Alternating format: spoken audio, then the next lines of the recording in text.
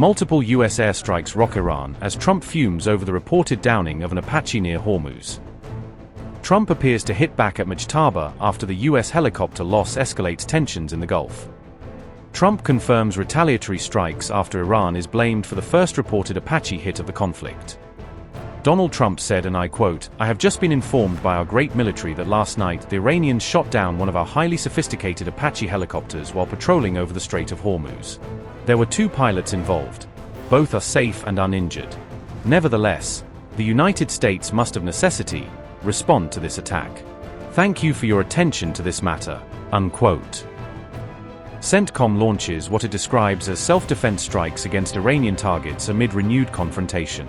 War flares again in the Middle East just days after the latest Iran-Israel clash raised hopes of restraint. The U.S. targets Iran in what is being framed as a proportional response after containing Israeli pressure. U.S. Central Command said, and I quote, "U.S. Central Command, CENTCOM, forces began launching self-defense strikes against Iran at 5 p.m. ET today at the Commander-in-Chief's direction, in response to yesterday's downing of a U.S. Army Apache helicopter. The mission is a proportional response to unjustified Iranian aggression." Unquote.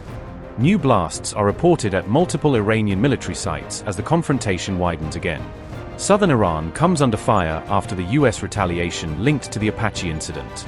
Trump's response is being portrayed as a desperate move as the fragile ceasefire begins to fray again.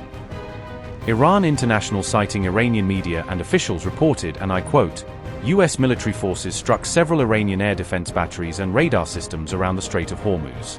One projectile impact has been confirmed in Sirik and several others on Keshem Island.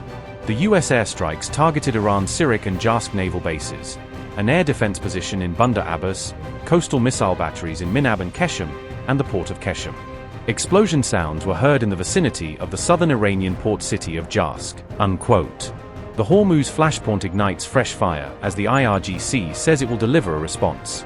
Iran's top diplomat warned U.S. forces to leave the region before the latest strikes intensified the crisis.